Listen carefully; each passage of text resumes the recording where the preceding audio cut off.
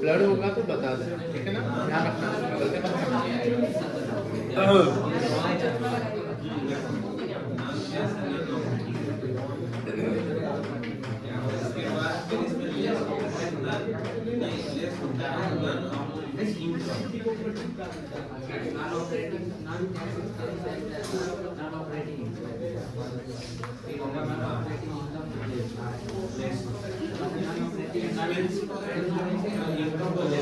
ठीक कराइए, कॉपी निकाल लीजिए। क्वेश्चंस करते करते आप लोग रिवाइज हो जाएगा। कॉपी निकालिए।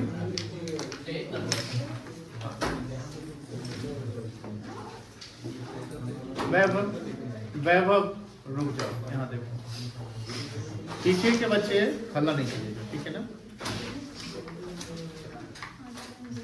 आप लोग बातें नहीं करेंगे, ठीक है।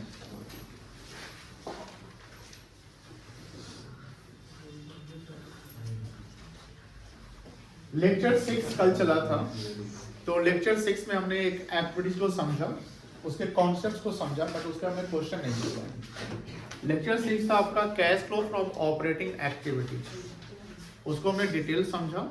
And cash flow from operating activities को पहुंचने से पहले हमने 2 स्टेप को समझा था। जो पहला स्टेप था net profit before tax and extraordinary items, आप सब जान रहे हैं कि कैसे कैलकुलेट होता है।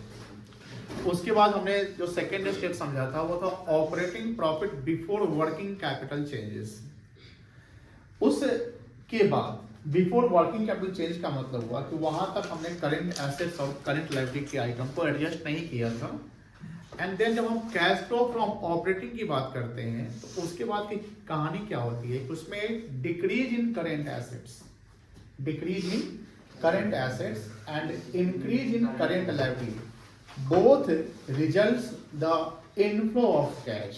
ये दोनों रिजल्ट क्या करता है, आपको कैश का इनफ्लो कराता है। जो कल बच्चे अब्सेंट किए थे, काइंडली वीडियो जरूर देखिएगा, आपको समझ में आ जाएगा।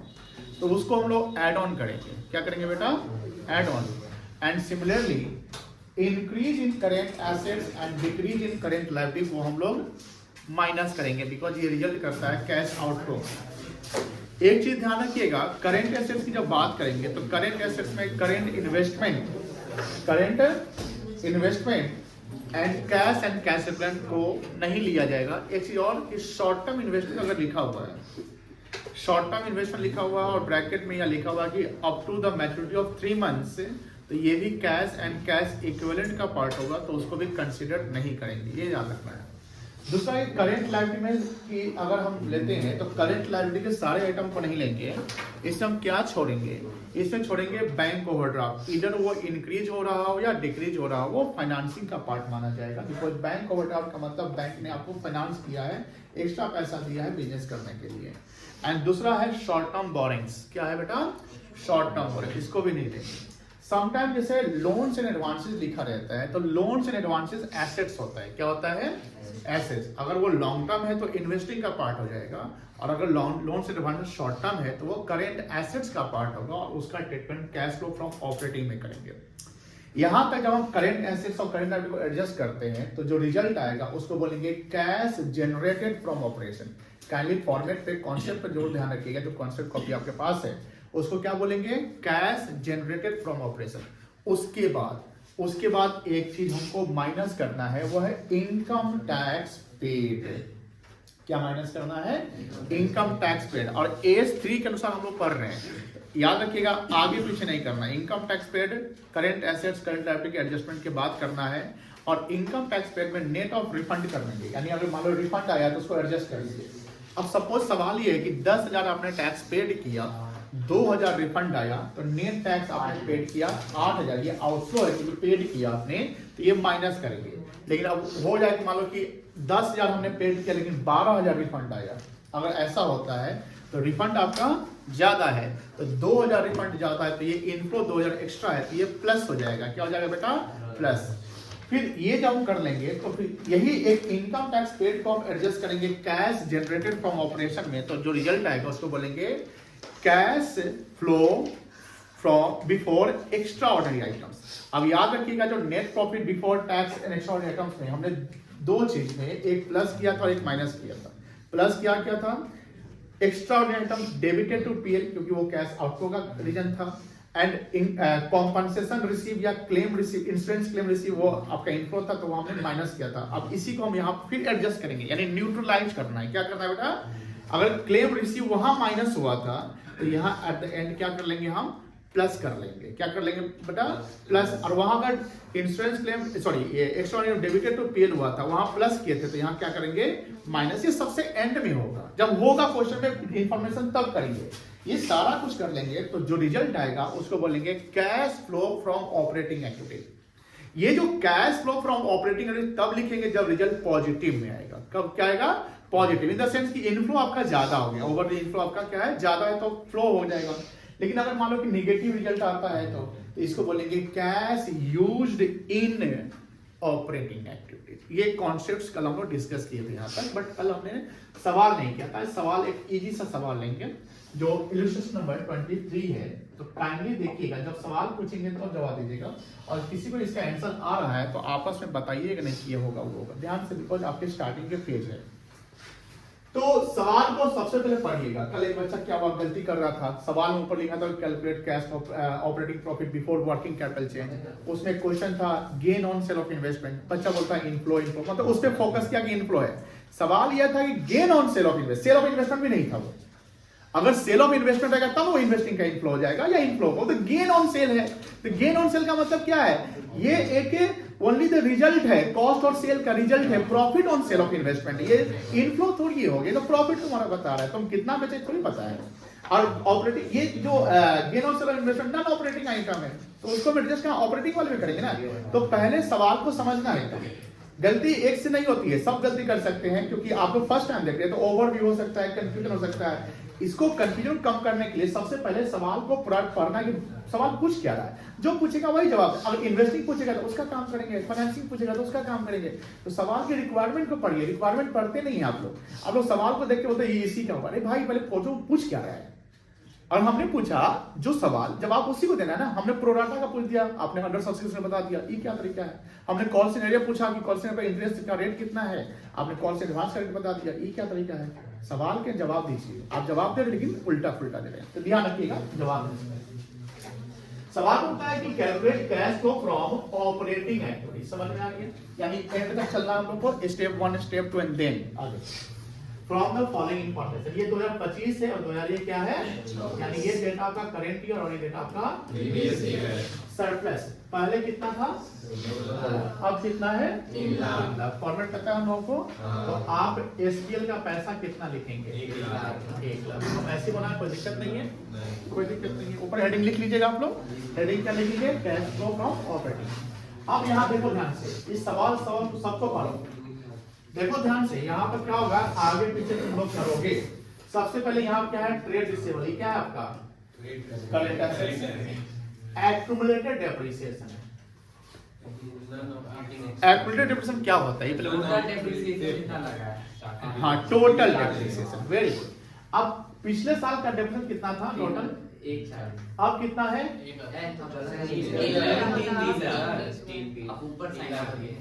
सॉरी आई एम सॉरी, पहले कितना था, 3 लाख, अब कितना हो गया, तो क्या ड्यूरिंग द ईयर का डेप्रिसिएशन कितना है, ओनली 20,000, ओनली। अगर मान लो किसका हम लेजर पूछेंगे, इसी में लेजर खोल के बताओ तो कैसे खुलेगा, ये समझना है आप लोगों को। देखो ध्यान से, हम अभी सिखा देते हैं। एक्यूमुलेटेड डेप्रिसिएशन, ये रिक्वायरमेंट यहाँ का नहीं, बट खोलते हैं। अच्छा, ये एक्यूमुलेटेड डेप्रिसिएशन क्रेडिट होता है कि डेबिट होता है, इसका बारे में ये डेबिट होता है, सॉरी एक्यूमुलेटेड, हां डेबिट होता है, गलत बोले आप। इसका एंट्री होता है, मतलब कि देखो जब एक्यूमुलेटेड डेप्रिसिएशन होता है तो एसेट्स को किस वैल्यू पे दिखाते हैं, WDV पे कि ओरिजिनल कॉस्ट पे, ओरिजिनल कॉस्ट पे। जब एसेट सोल्ड आउट होता है ना तब उसका एडजस्टमेंट करते हैं। और एक्यूमुलेटेड डेप्रिसिएशन जो एंट्री होती है, क्योंकि ड्यूरिंग द ईयर का हमको चार्ज करना होता है, तो उसका जर्नल एंट्री होता है depreciation account debit to accumulated, to fixed assets नहीं होता है, ठीक है ना। तो डेप्रिसिएशन टू एक्यूमुलेट, यानी एक्यूमुलेट होकर क्रेडिट हो जा रहा है और एसेट्स आपका डेबिट में, जब नेट ऑफ करोगे तो ऑटोमेटिकली नेट डेबिट आ जाएगा। तो इसका ओपनिंग बैलेंस को क्या लिखेंगे, बाय बैलेंस बीबी। ये कौन सा बैलेंस होगा, ओपनिंग बैलेंस होगा। बताओ कितना है बेटा, 3 लाख। कितना बैलेंस? अब क्लोजिंग कितना आपका? तो यहां लिखोगे टू बैलेंस शीट, ये होगा सीडी, ठीक है ना? कितना है? 3। आप देखो ध्यान से, अब सो क्लोज को करना है। 20,000 का एंट्री क्या हमने बताया था? डेप्रिसिएशन टू, यहाँ बैलेंसिंग फिगर चला जाएगा। क्या लिखेंगे बता सकते हो? Bye depreciation. क्या लिखेंगे? डेप्रिसिएशन 20,000। और यही अब बताओ पीएल में कितना डेबिट हुआ होगा? 20,000 है ना? तो आप समझो ध्यान से, ट्रेड रिसीवेबल का पहले काम करेंगे कि डेप्रिसिएशन का पहले काम करेंगे? पहले डेप्रिसिएशन। क्यों depreciation? Operating profit before working capital change में करेंगे। बात समझ में आ रही ना? ये अब करोगे क्या? जैसे दिया उसे टीआर को पहले कर दो फिर डेप्रिसिएशन करो। ये भाई आंसर तुम्हारा आ जाएगा बट प्रोसेसिंग गलत हो जाएगा, ठीक है? तो पहले किसका काम करेंगे? टीआर से पहले डेप्रिसिएशन का करेंगे। अब डेप्रिसिएशन क्या है? कितना? सॉरी 20,000 है। ऐड क्या करेंगे आप? डेप्रिसिएशन कितना करेंगे? 20। अच्छा इसे हेडिंग यहाँ क्या लिखोगे? Add non operating and non cash item debited to SPL. Yes, ये हेडिंग लिख लेना। चलिए उसके देखो आउटस्टैंडिंग रेंट क्या है? आउटस्टैंडिंग रेंट है क्या है ये? नेचर बताइए पहले। लायबिलिटी एसेट से क्या है? एक्सपेंस इनकम है। हाँ सीएल है, वेरी गुड। प्रीपेड इंश्योरेंस क्या है? गुडविल देख लो, गुडविल चेक करो। पहले गुडविल कितना था? 2 लाख। अब कितना हो गया? गुडविल इंक्रीज कर रहा है कि डिक्रीज? डिक्रीज करने का रीजन नहीं ना लिखा हुआ है। क्या मानेंगे? एमोटाइज। क्या लिख बोलेंगे इसको? एमोटाइज। अब एमोटाइज और डेप्रिसिएशन जनरली सेम होता है, तो यहीं पे एमोटाइजेशन ऐड कर लेंगे।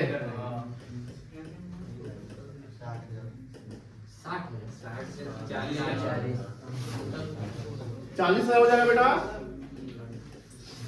चलो उसके बाद इन्वेंट्री है। अब सीए आ गया ना? यहाँ पर net profit before tax and extraordinary item में जो आइटम एडजस्ट करना था या कुछ नहीं लिखा हुआ है, तो ये जो प्रॉफिट है net profit before tax extraordinary आ गया, उसमें हमने ये आइटम ऐड किया, माइनस कुछ करना नहीं है। यहाँ कितना रिजल्ट आएगा? 160। इसको क्या बोलोगे बताओ? Very good. Operating profit before working capital. समझ में आ गया ना? हेडिंग चेंजेस क्योंकि तो कॉमन है तो जानवर चेंजेस दिखा होगा। अब इसमें क्या करोगे? डिक्रीज इन करंट एसेट्स को ऐड करेंगे, इंक्रीज इन करंट लायबिलिटी को ऐड करेंगे, इसी का उल्टा माइनस कर लेंगे। अब कैसे क्यों करेंगे सब कल बता दिया था, पता कर लेंगे। अब देखो टीआर देखो, ट्रेड से पहले कितना था? पीयूष यहाँ फोकस करो बेटा प्लीज। टीआर पहले कितना था? सीए है, सीए पे आ गए। करेंट ऐसे 140 से कितना हो गया? 180। माइनस सॉरी बढ़ा कि घटा? बढ़ा तो क्या करेंगे? क्या लिखोगे? इंक्रीज इन ट्रेड रिसीवेबल कितना? 40,000।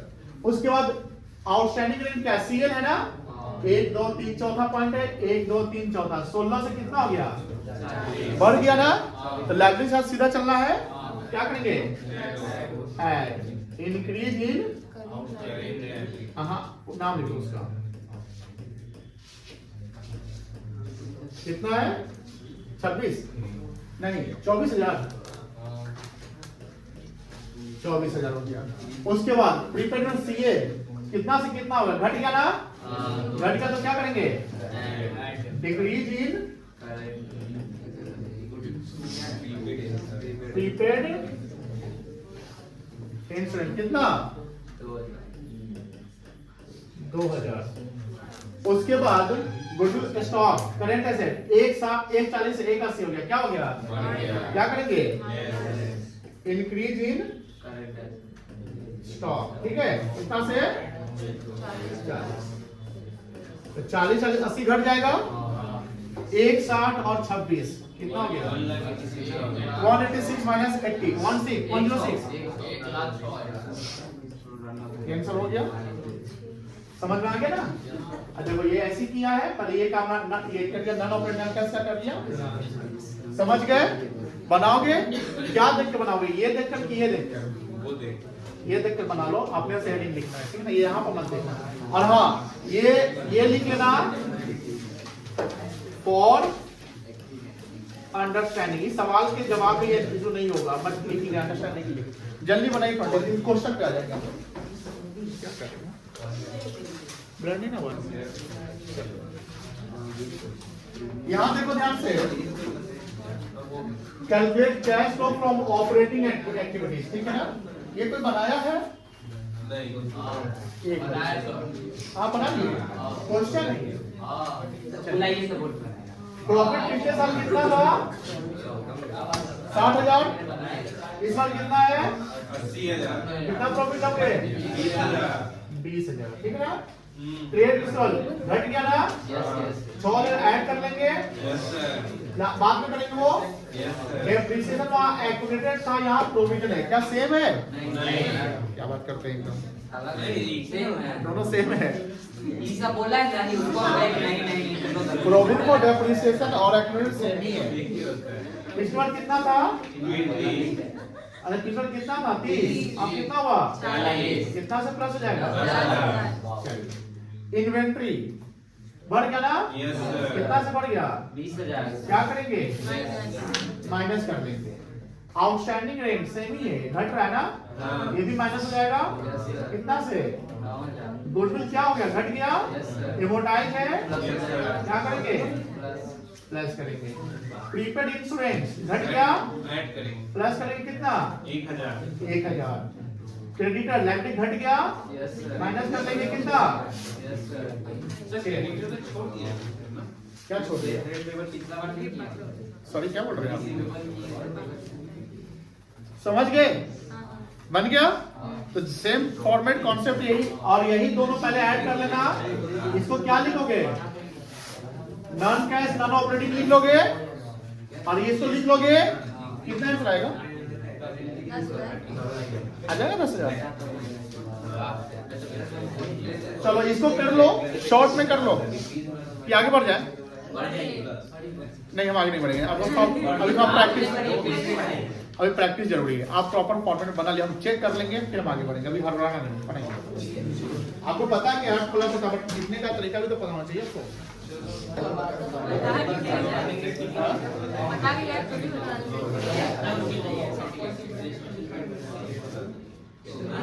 ये तीनों साइलेंट पर्सन है।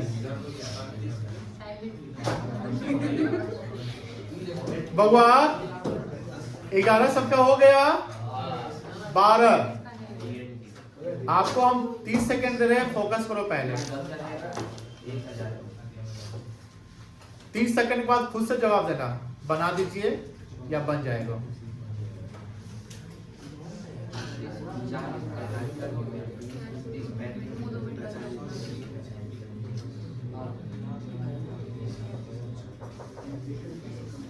हाँ सर बनाए। 1 मिनट आपसे बन जाएगा क्योंकि आप पढ़े हुए, उसके अलावा और बताइए। बन जाएगा। कहाँ से चलेंगे? किस स्टेप से चलेंगे? स्टेप 1, स्टेप 2, कहाँ से? नहीं सर पहले तो APID निकालेंगे। पहले स्टेप 1 निकाल लीजिए। हाँ। स्टेप 1 निकालने आता है, हाँ। ठीक है। फिर स्टेप 2 का काम कर लेंगे, हाँ। फिर आगे काम कर सकते हैं। सब किस किस से बन जाएगा? कोशिश की बना। आइए केशव यहाँ पे, केशव को आने का मौका दे रहे हैं।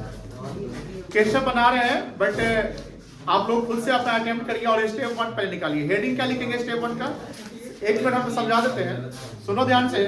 आज और बेटा तुम सबसे पहले कैश हेडिंग, जो मेन हेडिंग लिखोगे फॉर्मेट के ऊपर, cash flow from operating activity, ठीक है। फॉर्मेट बन गया। फॉर्मेट में अमाउंट के 2 कॉलम भी कर सकते हो, 1 कॉलम भी कर सकते हो, कोई दिक्कत नहीं है। अगर 1 कॉलम करते हो सारा ऐड ब्लॉक उसी कॉलम में जाएगा, और 2 कॉलम करते हो तो ऐड को लेकर फिर बाहर निकाल देना, समझ लो। उसके बाद लिखोगे स्टेप 1। स्टेप 1 अगर नहीं भी लिखते तो लिखोगे net profit before tax and extra ordinary item. उसके आइटम यहाँ एडजस्ट कर लेना, जो होगा सो। अभी हम देखे नहीं है पूरा वो। जब उसको एडजस्ट करने के बाद जो रिजल्ट है उसको क्या लिखोगे वहां पे? Net profit before tax return आ गया। उसके बाद लिखोगे स्टेप 2 के लिए operating profit before working capital change, या उसी में ऐड नॉन कैश आइटम वो कर लेना। उससे जो रिजल्ट आएगा उसको क्या बोलोगे? Operating profit before working capital change and then current asset and लीजिए। कितना बन जाएगा कि शॉर्टकट से आप फॉर्मेटिंग में बनाएंगे आप, ठीक है। क्वेश्चन यहाँ पर आपका आ गया 12 number and you have this page. जब माइक में गया माइक हम क्या करेंगे माइक या lecture hello guys welcome to our YouTube channel. तो आज हम लोग एक पोस्टर बनाएंगे गाइस। अरे याद रखना माइक लगाओ।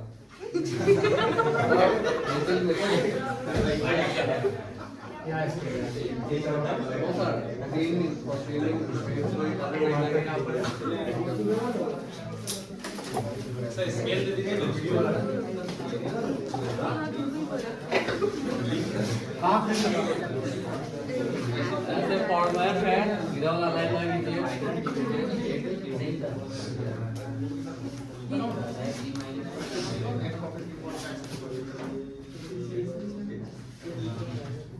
काम लिखा लिया तो बहुत कम जगह लिया है। हो जाएगा।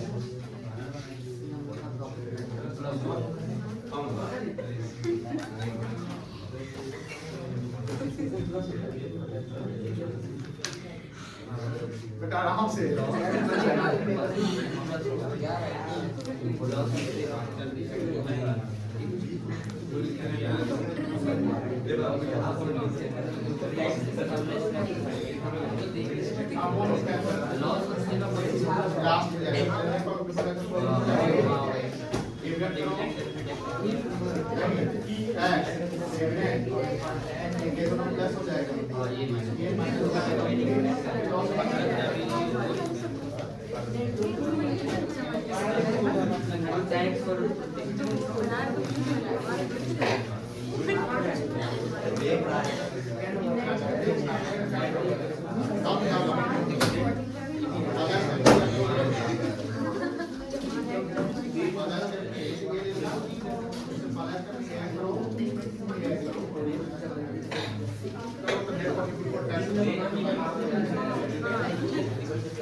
चीज प्लस होगा तो भाई क्या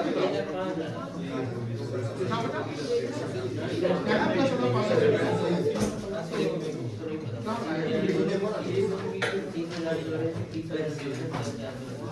500 इसको देखो नेट प्रॉफिट में बहुत जरूरत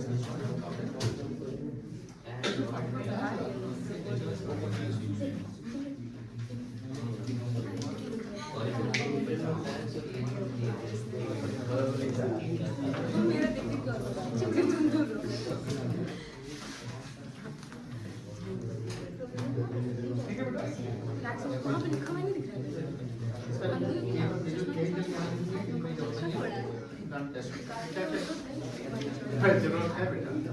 जब किसी को ऐड करनी है उसके बाद 10 से लोग मछली ऐड किए हैं, उसके बाद पेटेंट अमाउंट ऐड किए हैं, पेटेंट अमाउंट ऐड किया पेटेंट इन टाइप है गुडविल भी ऐड करो पेटेंट अमाउंट ऐड करो ठीक है। कितना है 130 है ना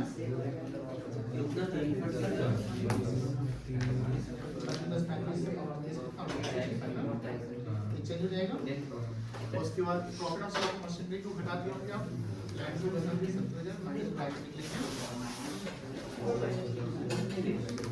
कितना आया उसका इनकम टैक्स रिफंड को माइनस प्लस करना सॉरी रिफंड कर दिया इसका इसका रिजल्ट करना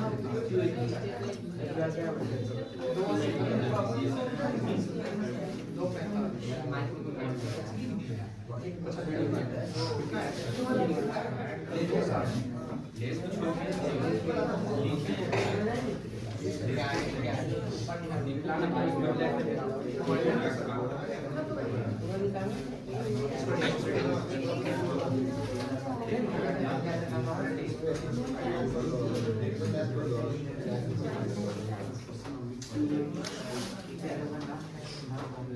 तो 15,000 को क्या लिखेंगे भूल रहे वर्ड 15,000 और लास्ट में एक को घटा के नहीं करेंगे प्रोविजन फॉर इससे और income tax refund net of refund tax paid net of refund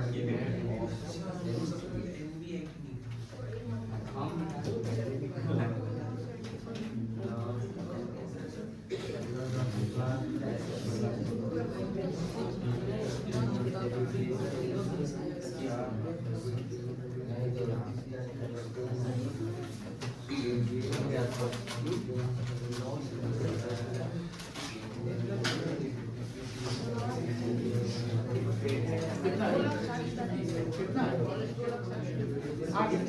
हो गया थैंक यू गाइस नहीं वो सेकंड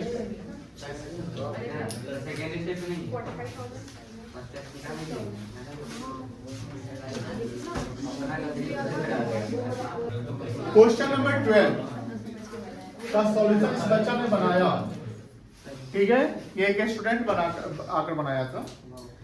तो इसमें इसने नेट प्रॉफिट बिफोर टैक्स और एक्स्ट्राऑर्डिनरी निकालने के लिए नेट प्रॉफिट आफ्टर टैक्स और एक्स्ट्राऑर्डिनरी ले लिया, इसमें ऐड किया प्रोविजन फॉर टैक्स और final dividend paid. Listen carefully, but यहाँ पर इन्होंने इनकम टैक्स रिफंड पर एडजस्ट नहीं किया और टैक्स को कितना एडजस्ट किया यहाँ पर टैक्स। तो सबसे इंपॉर्टेंट चीज ये है, सुनिए ध्यान से, कि जो इनकम टैक्स रिफंड है उसको भी माइनस करना होता है। तो ये थोड़ा सा कहीं ना कहीं जो बच्चा बनाया है एक्यूरेसी की कमी है हमने बोला, लेकिन हाँ ये कह सकते हैं कि एमोंग ऑल ऑफ यू वो बच्चा हिम्मत करके यहाँ पर आया है, बनाया है, ये सबसे बेहतरीन चीज होता है। आप में से वो बच्चा आया, ये बहुत जरूरी बात है कि आप आए तो बनाए तो। चलिए इस क्वेश्चन को हम करेक्ट करते हैं, फिर से बनाने की कोशिश करते हैं। जरूरी है, कोई गलती करोगे तो सीखोगे।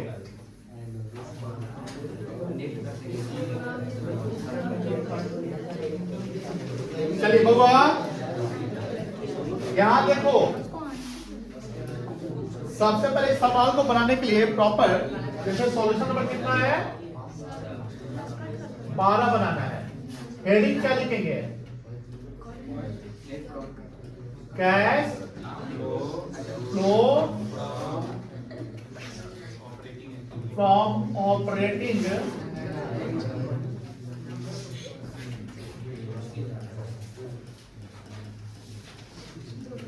एक्टिविटीज, ठीक है।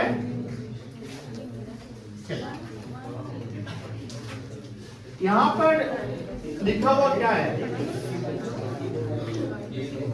Net profit after provision for tax and dividend कितना है बेटा? 2,15,000। इसमें ऐड 2 आइटम होगा अकॉर्डिंग टू दिस क्वेश्चन। एक वो बातें नहीं करो, पहला ऐड होगा प्रोविजन फॉर टैक्स, कितना है बेटा?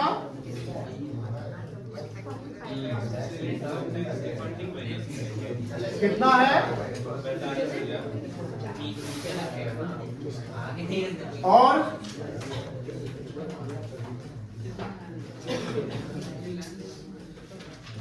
Final dividend paid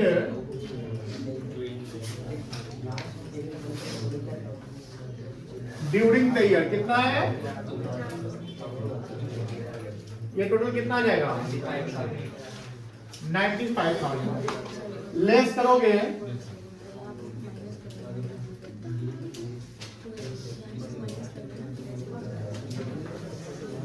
income tax refund कितना है बता सकते हो? बताओ कितना लिया जाएगा? 280, ठीक है ना?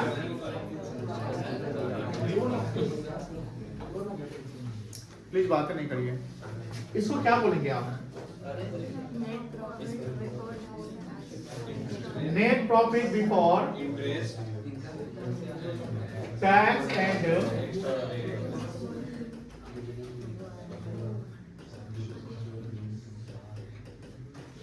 Extraordinary items. इसमें आप क्या करोगे? नॉन कैश एंड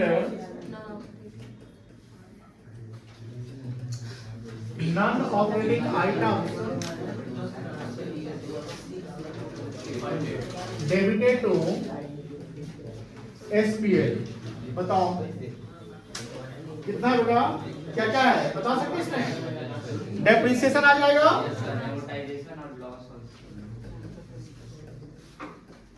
डेप्रिसिएशन कितना है? डेप्रिसिएशन 25,000। अमाउंट बताइएगा हमको। उसके बाद loss on sale of machinery,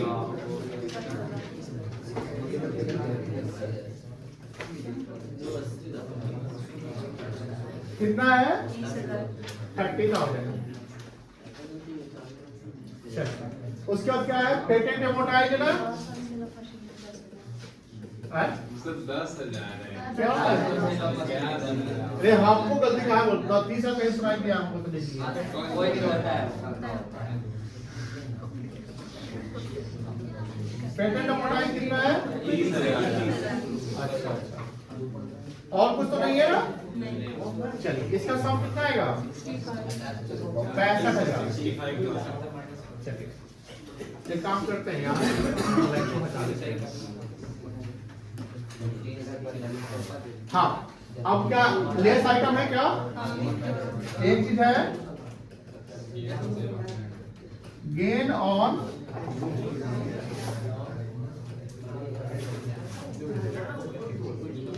cell of land, कितना है?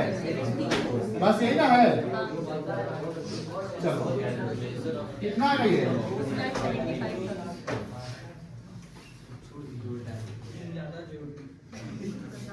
अब वैभव थोड़ा ध्यान दो।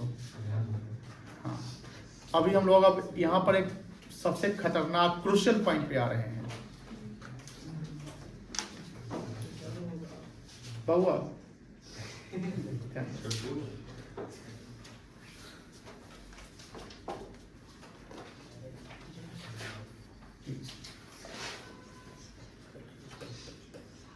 ये क्या लिखा हुआ है? ध्यान दीजिएगा प्लीज। हमने बताया था ना कि टैक्स पेड और टैक्स मेड अलग अलग होता है। समटाइम्स सेम भी हो सकता है। प्लीज हम पूछेंगे जवाब देगा। SPL में ना यहाँ पर लिखा हुआ है प्रोविजन फॉर टैक्स, मान लो डेबिट है, क्या है? मान लो 70,000 है। इसके अलावा हम जो बैलेंस शीट की बात करते हैं, बैलेंस शीट में कहीं टैक्स नहीं मेंशन है। ध्यान सुनिएगा ये बात। बैलेंस शीट के करंट ईयर या प्रीवियस ईयर के लायबिलिटी पोजीशन, क्योंकि प्रोविजन फॉर टैक्स लायबिलिटी होता है जब तक आप नहीं पेड किए, तो वो वहां नहीं मेंशन है। और नीचे कहीं एडिशनल इंफॉर्मेशन में tax paid during the year नहीं लिखा हुआ है। तुम सेंस लगाना, सोचोगे जितना उतना आसान होगा, नहीं सोचोगे हमेशा कंफ्यूज में रहोगे, हमेशा एक आइटम सवाल में आएगा जिससे तुम्हारा आंसर मिलेगा नहीं। जैसे अभी यही पॉइंट फंसने वाला था, यहाँ तक तो सब लोग बना दिया था, उसका सर आ नहीं रहा है, सर आ तो गया लेकिन ऐसा ऐसे से कर दे तो आ गया, बट क्योंकि वही नहीं समझ आया। देखिए सोचो कि तुमने SPL में 30-70 टैक्स दिखाया, तुम्हारे बैलेंस शीट के लायबिलिटी में दिख नहीं रहा है, ना करंट ईयर ना प्रीवियस ईयर। इसका मतलब क्या है? क्या मतलब है कि जब तुम्हारी लायबिलिटी नहीं है तो तुम पेड कर दिए ना। समझ में आ गया? तो if the information regarding provision for tax is only given in a statement of profit and loss account and nowhere else is given the information of provision for tax, then it is deemed to assume that the provision for tax has been paid in the same year and the same amount. इसका मतलब ये है कि ये जो है ना, ये जो है टैक्स मेड भी है और टैक्स पेड भी है।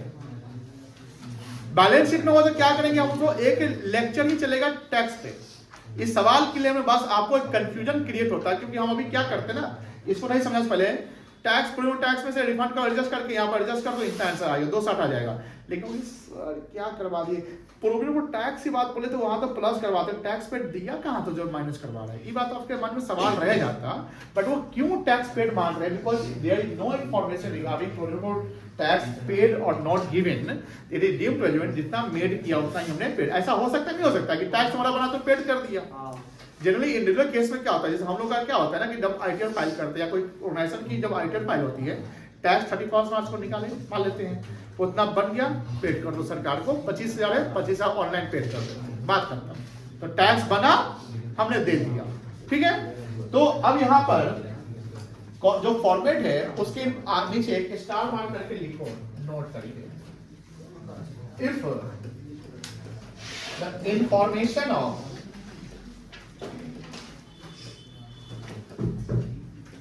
और शॉर्ट में इसको भी लिखना, 2 लाइन में इसको भी लिखना, तो बहुत बड़ा मत लिखना, 2-4 लाइन में हो जाएगा, इसको स्टॉप कर देना। Provision for tax is given only in SPL and nowhere else is given, then it is deemed to assume that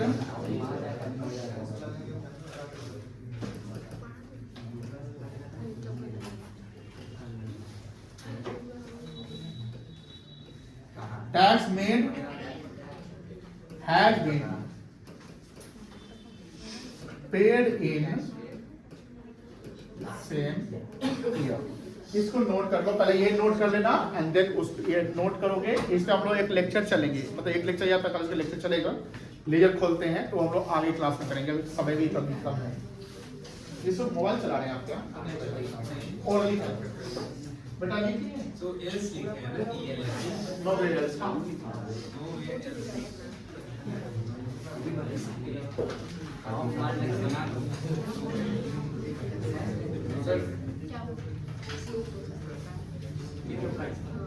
तब प्रॉपर्ली कोई सब कॉन्सेप्ट है।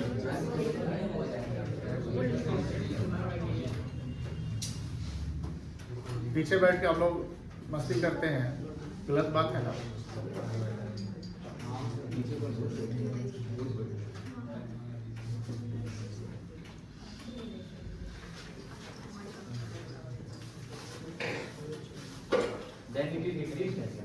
डीम्ड लिखा हुआ था, डीम्ड। अच्छा भाई,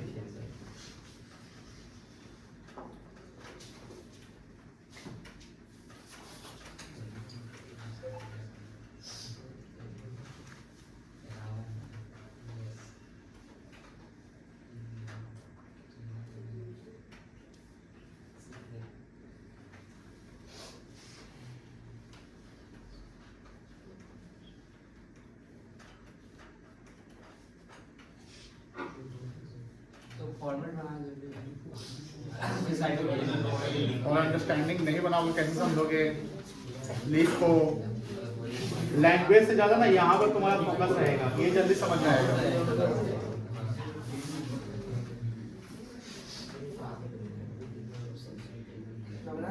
अरे लड़ रहे हैं क्या? छोटो मतलब जान रहा है ना, एक हाथ मारा ही।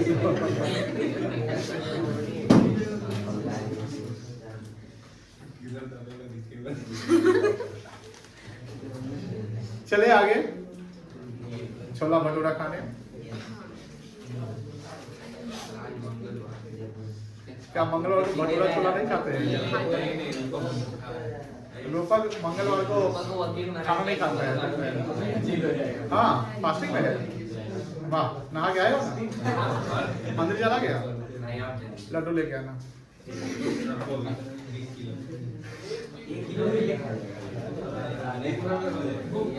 चलो हम आगे चल रहे हैं, छोड़ रहे इसको। अब तो ये हो जाएगा, बट इसको क्या बोलोगे? EMI का वो हाँ ठीक बोले, करेक्ट था नहीं, क्या बोलेंगे? Operating profit before. एक सवाल और है, इसमें कहीं CACL नहीं है, यही कहलाएगा cash generated from operation, but लिखिए ऑपरेटिंग प्रॉफिट।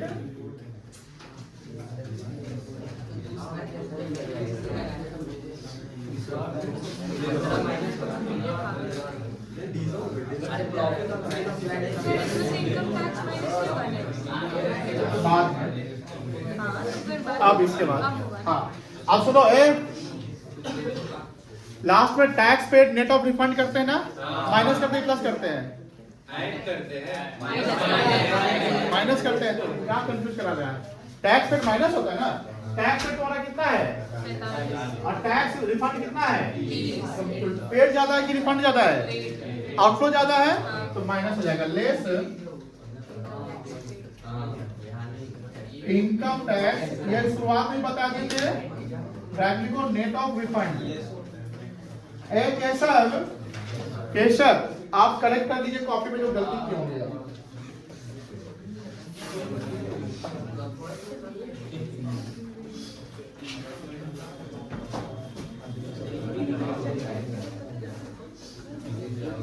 इसको क्या बोलोगे?